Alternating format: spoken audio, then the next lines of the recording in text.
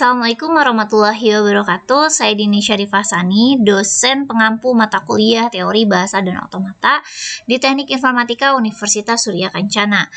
Nah, untuk materi lengkapnya bisa diunduh di LMS Fakultas Teknik. Nah, di sini video ini hanya akan menjelaskan mengenai proses metode substitusi pada Greibach normal form. Nah, ada beberapa contoh yang akan dibahas pada video ini. Untuk normalisasi menggunakan GNF sendiri, yang kita ketahui ada dua jenisnya, yaitu dengan menggunakan metode substitusi dan metode perkalian matriks. Tapi di video ini yang akan dibahas hanyalah metode substitusi saja. Oke, yang pertama adalah contoh metode substitusinya. Di sini kita punya 4 buah variabel, yaitu S, A, B, C.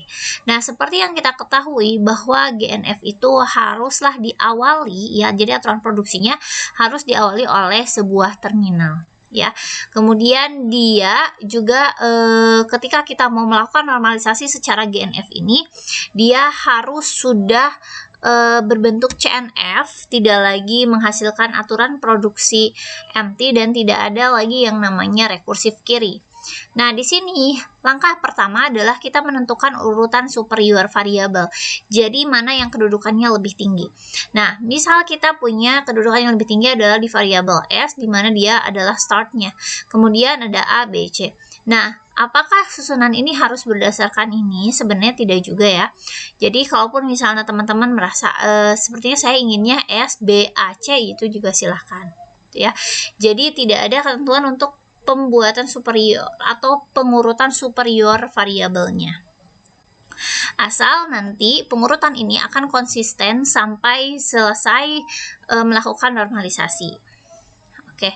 Nah, setelah kita menentukan urutan superior variabelnya, kita akan melihat, ya.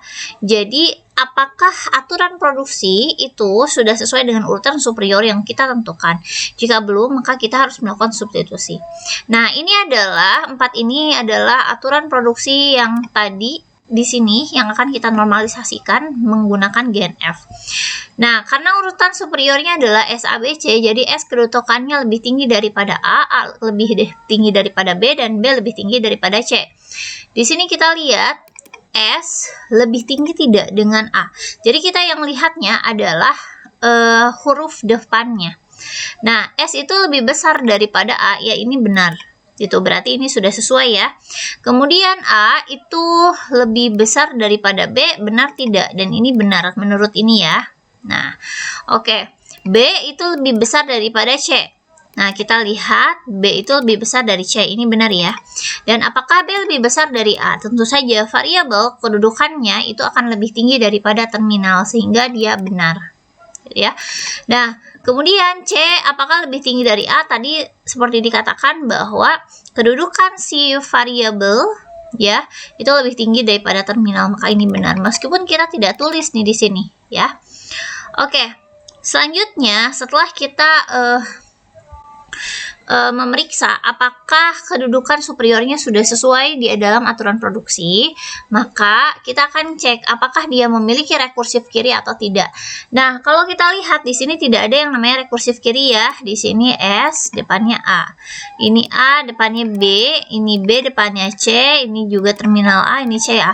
Maka tidak ada rekursif query. Nah, kalau ada rekursif query, maka nanti Z1 dapat disisipkan di urutan setelah variabel rekursif tersebut. Jadi, misal kalau kita punya di sini A, ya ini contoh, ya. Ini A, maka nanti ini kan ada rekursif, ya. Berarti kan kita harus melakukan penghilangan rekursif query seperti di video sebelumnya. Nah, sehingga nanti si Z1-nya disimpan di sini, ya. Nah, sehingga nanti superiornya adalah si Z1 ini lebih besar daripada si B. Gitu, ya. Jadi Z1 itu kedudukannya antara A dan B. Oke, nah setelah kita memeriksa rekursif, karena kita tidak ada rekursif, maka kita lakukan substitusi dengan cara mundur.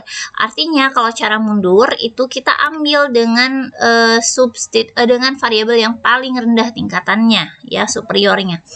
Oke, di sini C itu menghasilkan terminal A, dan ini sudah GNF karena tadi syarat GNF adalah dia terminalnya di bagian depan, ya. Sehingga ini sudah GNF. Kemudian B itu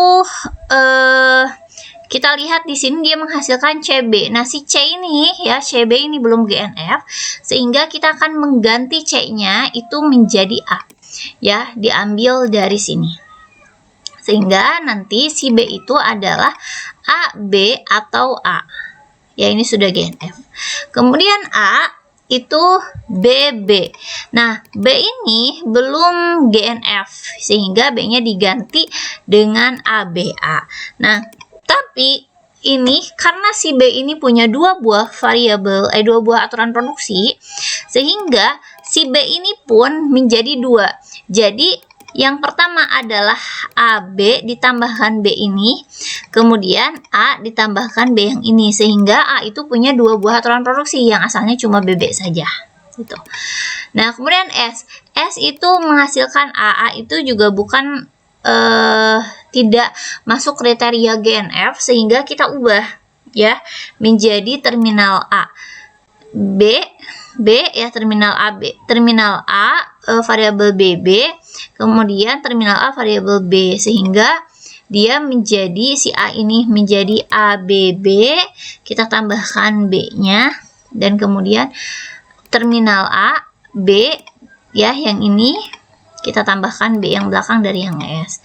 Nah, sehingga ini sudah menjadi GNF. Nah, nanti setelah GNF apa yang dilakukan, ya, kita tinggal mengubahnya atau mengurutkannya kembali sesuai dengan superiornya. Sehingga hasil dari normalisasinya adalah seperti ini. Ya, jadi kita sudah mengurutkannya kembali. Nah, itu adalah contoh pertama untuk metode substitusi dengan menggunakan normalisasi Gilbert normal form. Jadi, teman-teman, untuk contoh kedua dan ketiga silakan lihat di video selanjutnya. Terima kasih. Assalamualaikum warahmatullahi wabarakatuh.